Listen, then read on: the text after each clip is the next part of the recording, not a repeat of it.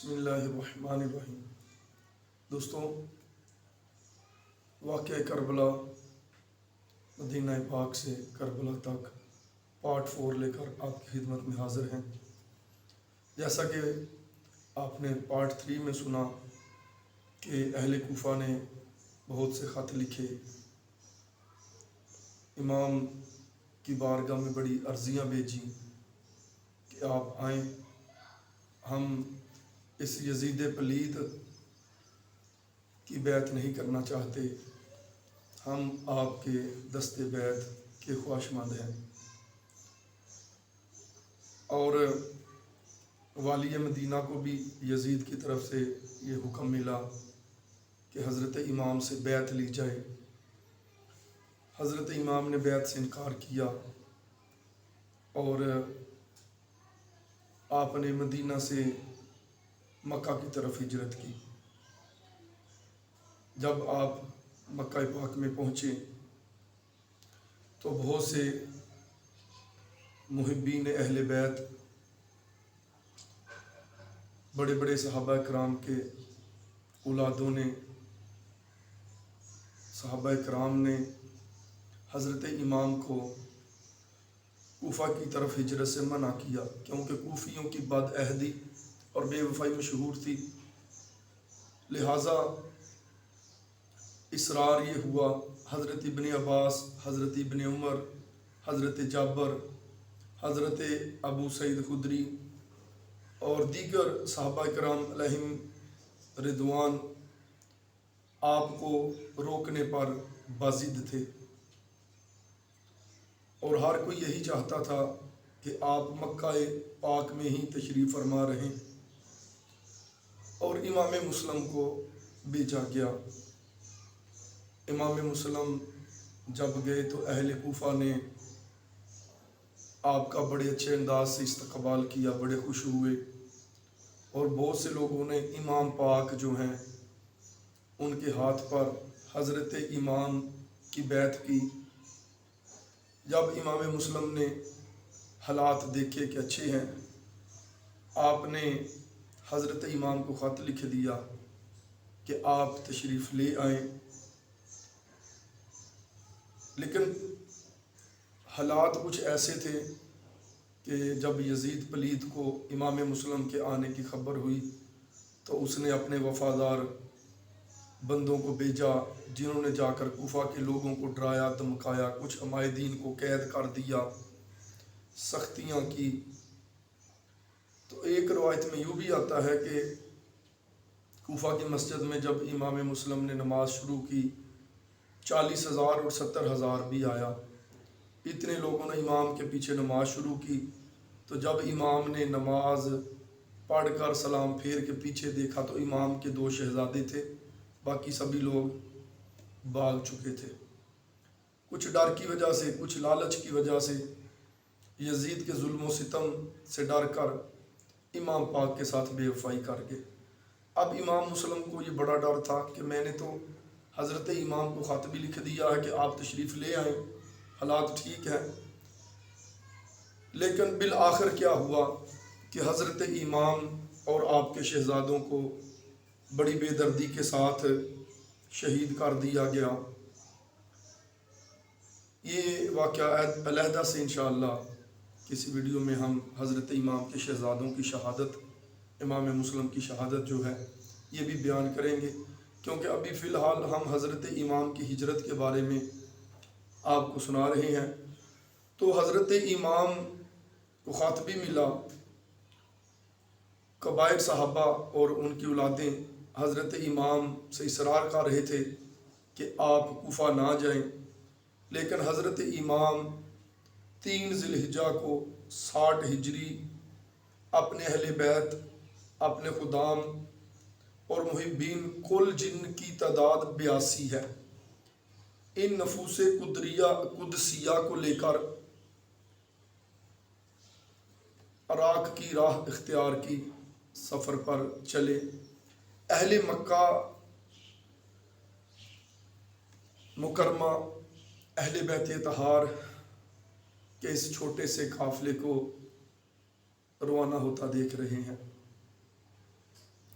ادھر عالم کیا ہے، کیونکہ ذی الحج کا مہینہ ہے، دنیا بھر سے لوگ سفر کر کے بیت الحرام کی طرف آ رہے ہیں، بیت اللہ کا طواف کر رہے ہیں، خانہ کعبہ کے پردوں سے لپٹ لپٹ کر روتے ہیں، ان کی گرم آہوں اور دل ہلا دینے والے نالوں سے مکہ مکرمہ کے باشندوں کے دل مغموم ہیں۔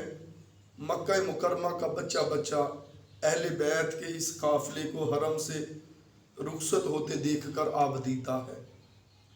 دنیا بھر سے لوگ خانہ کعبہ میں آ رہے ہیں، اور ادھر کعبے کا والی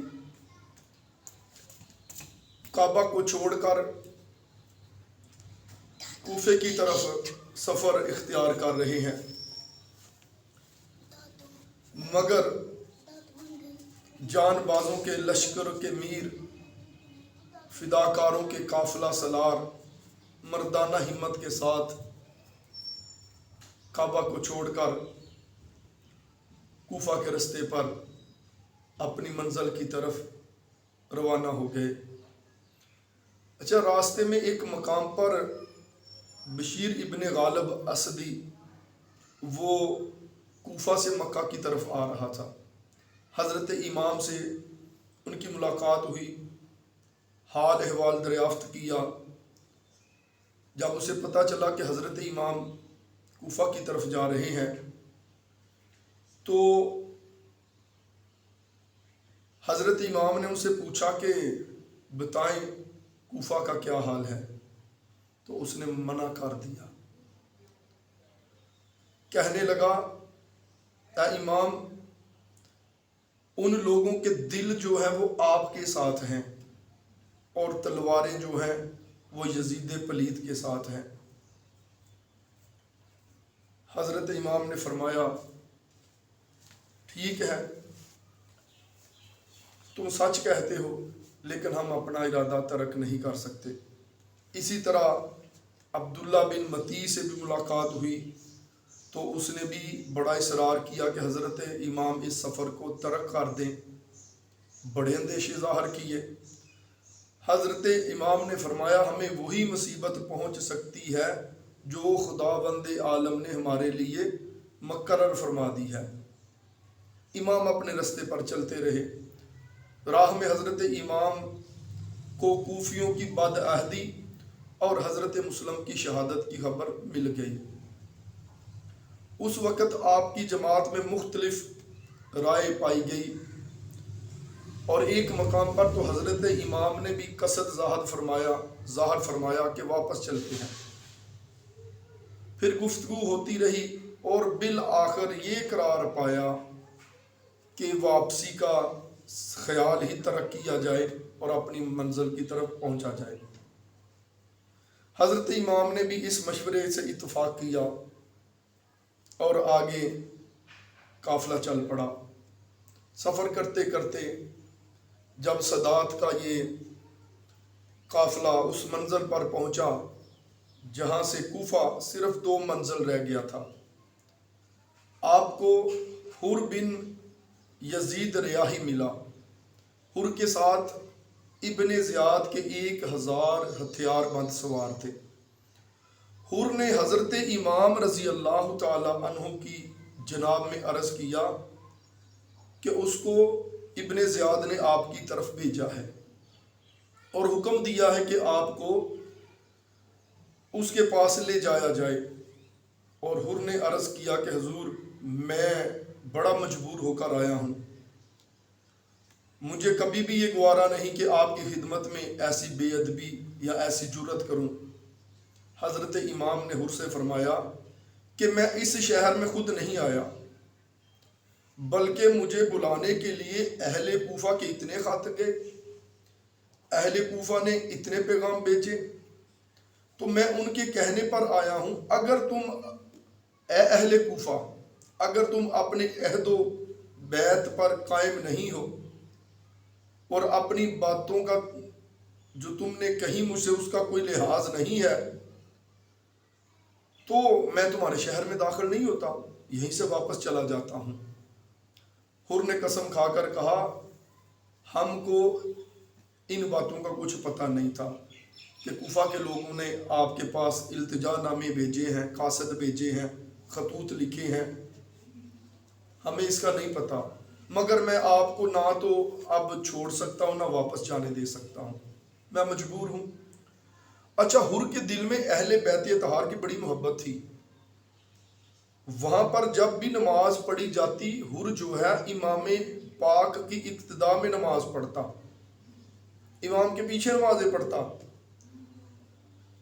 لیکن اسے ڈر تھا کہ اگر میں نے حضرت امام کے ساتھ کوئی رعایت کی تو 1000 سواروں کا دستہ ہے، بات چھپانا مشکل ہو جائے گا، تو کسی طرح سے بھی اگر ابن زیاد کو معلوم ہو گیا تو وہ میرے ساتھ بھی بڑی سختی کرے گا۔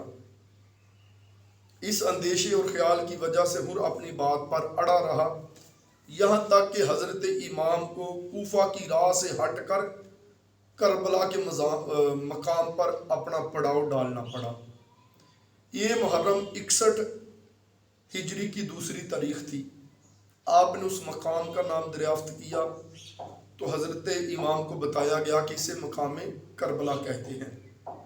حضرت امام کربلا سے واقف تھے اور آپ کو معلوم تھا کہ کربلا ہی وہ جگہ ہے جہاں اہل بیت رسالت کو راہ حق میں اپنے خون کی ندیاں بہانی ہوں گی۔ آپ کو انہی دنوں میں سید عالم صلی اللہ علیہ وآلہ وسلم کی زیارت ہوئی۔ حضرت امام پاک کو حضور کی زیارت ہوئی۔ حضور علیہ السلام نے حضرت امام کو شہادت کی خبر دی اور حضرت امام کے مبارک سینے پر اپنا دست انور رکھا اور حضور علیہ السلام نے دعا فرمائی، اللہم اعطل حسین و صبرن و اجرن۔ عجیب وقت ہے کہ سلطان دارین کے نور نظر کو 100 من ناؤں سے مہمان بنا کر بلایا، خط بھیجے گے، قاصد بھیجے گے، عرضیوں کے ڈھیر لگ گئے۔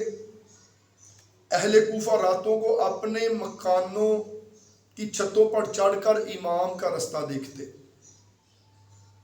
صبح اٹھ کر وہ حجاز کی سڑک پر بیٹھ کر امام کی آمد کا انتظار کرتے اور شام کو بادل مغموم واپس آتے۔ اب وہی مہمان، وہی کریم جن کا یہ لوگ انتظار کرتے تھے، جب یہ مہمان بن کر تشریف لائے، اپنے کرم سے ان کی زمین میں ورود فرمایا، تشریف فرما ہوئے، تو انہی کوفیوں کا لشکر سامنے آتا ہے، نہ شہر میں داخل ہونے دیتے ہیں، نہ وطن واپسی پر راضی ہیں، یہاں تک کہ امام پاک جیسے معزز مہمان کو، اہل بیت پاک کہ ان فرزندان کو کھلے آسمان تلے اپنا پڑاؤ ڈالنا پڑا اور دشمنان حیا کو شرم تک نہ آئی۔ دنیا میں ایسے معزز مہمان کے ساتھ ایسی بغیرتی کا سلوک کبھی نہ ہوا ہوگا جو کوفیوں نے حضرت امام کے ساتھ کیا۔ یہاں تو ان مسافران بے وطن کا سامان بے ترتیب پڑا ہے اور ادھر 1000 سوار مسلح لشکر سامنے اپنا خیمہ لگا رہے ہیں اور اپنے مہمانوں کو نیزوں کی نوکیں اور تلواروں کی دھاریں دکھا رہے ہیں، بجائے آداب میزبانی کے خون خاری پر تلے ہیں۔ دریائے فرات کے قریب دونوں لشکر تھے اور دریائے فرات کا پانی دونوں لشکروں میں سے کسی کو سیراب نہ کر سکا۔ امام کے لشکر کو تو اس کا ایک قطرہ تک پہنچنا مشکل ہو گیا اور یزیدی لشکر وہ بھی فرات کے پانی سے سیراب نہ ہوئے، بلکہ ان کی پیاس تو اہل بیت رسالت کے خون کے لیے بڑھتی گئی۔ آب فرات سے ان کی پیاس نہ بجھی۔ ابھی اطمینان سے بیٹھنے اور تھکان دور کرنے کی صورت بھی نظر نہ آئی کہ حضرت امام کی خدمت میں ابن زیاد بدنہاد کا ایک مکتوب پہنچا، جس میں اس نے حضرت امام سے یزید ناپاک کی بیعت طلب کی۔ حضرت امام نے وہ خط پڑھ کر ڈال دیا اور قاصد سے کہا میرے پاس اس کا کوئی جواب نہیں۔ ستم ہے، بلایا تو جاتا ہے خود بیعت ہونے کے لیے، جب وہ کریم تشریف فرما ہوتے ہیں تو ان کو یزید جیسے مجسم عیب شخص کی بیعت پر مجبور کیا جاتا ہے، جس کی بیعت کو کوئی بھی حال دیندار آدمی گوارا نہیں کر سکتا تھا۔ نہ وہ بیعت کسی طور پر جائز تھی۔ امام کو ان بے حیاؤں کی اس جرت پر حیرت تھی، اور اسی لیے آپ نے فرمایا کہ میرے پاس اس کا کچھ جواب نہیں۔ اس سے ابن زیاد کو طیش آ گیا، وہ اور غصے میں آ گیا۔ اس نے مزید فوج ترتیب دی اور ان لشکروں کا سپہ سالار عمر بن سعد کو بنایا، جو اس زمانے میں ملک رے کا گورنر تھا۔ رے خراسان کا ایک شہر ہے جو آج کل ایران کا دارالسلطنت ہے، اور اس کو تہران کہتے ہیں۔ یہ بد کردار دشمن سب کے سب حضرت امام کی عظمت اور فضیلت کو خوب جانتے تھے، آپ کی جلالت و مرتبت کا دل سے اعتراف بھی کرتے تھے۔ اس وجہ سے ابن سعد نے حضرت امام کے مقاتلہ سے گریز کرنا چاہی اور پہلو تہی کی۔ وہ چاہتا تھا کہ حضرت امام کے خون کے الزام سے بچا رہے، مگر ابن زیاد نے اسے مجبور کیا۔ اب دو ہی صورتیں تھیں، یا تو ملک رے کی حکومت سے دستبردار ہو جائے، ورنہ امام سے مقابلہ کیا جائے۔ اب دنیاوی حکومت کے لالچ نے اس کو اس جنگ پر آمادہ کیا۔ اس وقت وہ دل سے اسے ناگوار سمجھتا تھا، اور اس کے اس تصور سے ہی اس کا دل کانپتا تھا۔ آخر کار ابن سعد وہ تمام افواج لے کر حضرت امام کے مقابلے کے لیے روانہ ہوا، اور ابن زیاد بدنہاد متواتر کمک پر کمک بھیجتا رہا، یہاں تک کہ عمرو بن سعد کے پاس 22,000 سوار اور پیادہ جمع ہو گئے۔ اس نے اس جمعیت کے ساتھ کربلا میں پہنچ کر فرات کے کنارے پر پڑاؤ کیا اور اپنا مرکز قائم کیا۔ حیرت ناک بات ہے،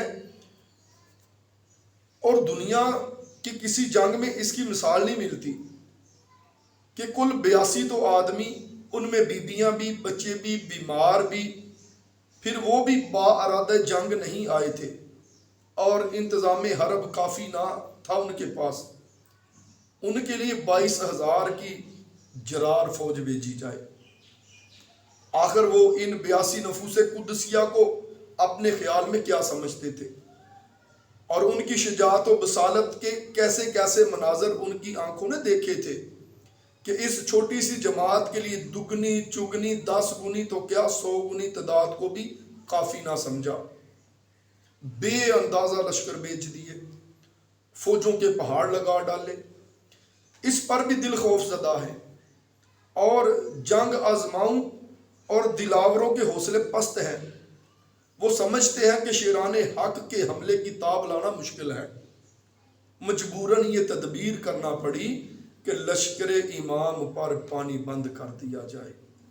پیاس کی شدت اور گرمی کی حدت سے جب وہ کمزور ہو جائے اور ان کا ضعف انتہا کو پہنچ جائے، تب ان سے جنگ کی جائے۔ وہ ریت گرم، وہ دھوپ اور وہ پیاس کی شدت، کرے صبر و تحمل میر کوثر ایسے ہوتے ہیں۔ اہل بیت کرام پر پانی بند کرنے اور ان کے خون کے دریا بہانے کے لیے بغیرتی سے سامنے آنے والوں میں زیادہ تعداد انہی بے حیاؤں کی تھی جنہوں نے حضرت امام کو بڑی درخواستیں بھیج کر بلایا تھا۔ مسلم بن عقیل رضی اللہ تعالیٰ عنہ کے ہاتھ پر حضرت امام کی بیعت کی تھی، مگر آج دشمنان حمیت و غیرت کو اپنے عہد اور بیعت کا کوئی پاس نہ تھا، اپنی دعوت و میزبانی کا لحاظ نہیں تھا۔ فرات کا بے حساب پانی ان سیاہ باطنوں نے خاندان رسالت پر بند کر دیا تھا۔ اہل بیت کے چھوٹے چھوٹے فاطمی چمن کے نو نہال، خشک لب، تشنا دہان मासूम बच्चे एक एक कतरे के लिए तड़प रहे थे। नूर की तस्वीरें प्यास की शिद्दत में दम तोड़ रही थी। बीमारों के लिए दरिया का किनारा बियाबान बना हुआ था। आले रसूल को लबे आब पानी मैसर ना आता था। सरे चश्मा नमाजें पढ़ने के लिए तयम्मुम करना पड़ता था। इस तरह बे आबो दाना 3 दिन गुजर गए। छोटे छोटे बच्चे और बीबियां सब भूखो प्यास बेताब परेशान हैं। इस मारकाए जुल्म सितम में अगर कोई रुस्तम ज़माना भी होता तो उसके हौसले पस्त हो जाते। छोटे छोटे बच्चे तड़प रहे हैं प्यास से, बीबियां भूखी हैं। सारा काफिला जो है भूख और प्यास की शिद्दत सह रहा है। अगर कोई बड़े से बड़ा रुस्तम ज़माना भी होता तो उसका सर झुक जाता, मगर फर्जंदे रसूल को इन मसाइब और इन परेशानियों ने जरा बराबर भी अपने रास्ते से हटाने में कामयाब न हुए। मेरे इमाम सब्र और शुक्र का पेकर बने हैं। मेरे इमाम के अज़्म और इस्तिक़लाल में फ़र्क ना आया। हक़ व सदाकत का हामी मुसीबतों की भयानक घटाओं से ना डरा और तूफ़ान बला के सैलाब से उसके पाए सबात में जुम्बश भी ना हुई। दीन का शदाई दुनिया की आफतों को ख्याल में ना लाया। 10 मुहर्रम तक यही बहस होती रही। हज़रत इमाम यजीद पलीद की बैत कर लें। अगर आप यजीद पलीद की बैत करते तो वो जो लश्कर था 22,000 का, वो आप की बड़ी इज्जत और तकरीम करता, कमाल इकराम और एहतराम किया जाता, खजानों के मुंह खोल दिए जाते, दौलत दुनिया कदमों पर लुटा दी जाती। मगर जिनका दिल हुब्बे दुनिया से खाली हो और दुनिया की बेसबाती का राज जिन पर खुल चुका हो, फिर वो इसके तलीसब पर फरीफ्ता नहीं होते। जिस आंख ने हकीकी हुस्न के जलवे देखे हों, वो नुमाइशी रंगो रूप पर क्या नजर डाले। हजरत इमाम ने राहते दुनिया के मुंह पर ठोकर मार दी और राह हक में पहुंचने वाली मुसीबतों का खुश दिली से खैर मकदम किया, और बावजूद इस कदर आफतों और मुसीबतों के नाजायज बैत का ख्याल अपने कल्बे मुबारक पर ना आने दिया और मुसलमानों की तबाही और बर्बादी को गवारा ना फरमाया। अपना घर लुटाना, अपने खून में नहाना मंजूर किया, मगर इस्लाम की इज्जत और आबरू में फर्क आना बर्दाश्त ना किया। अपने भाई भतीजे बांजे कुर्बान कर दिए। शहजादा अली अकबर कुर्बान करने के लिए तैयार हो गए, गाजी अब्बास कुर्बान करने के लिए तैयार हो गए, अपनी जान कुर्बान करने के लिए तैयार हो गए, लेकिन उस मरदूद की नजायज बैत को आपने तस्लीम ना किया। तो दोस्तों, इंशाअल्लाहुल करीम पार्ट 5 में हम उस 10 मुहर्रम की सुबह का जिक्र करेंगे। अहले बैत अतहार पर कौन कौन सी मुसीबतें आईं। तब तक के लिए इजाज़त दीजिए। अस्सलामु अलैकुम रहमतुल्लाह।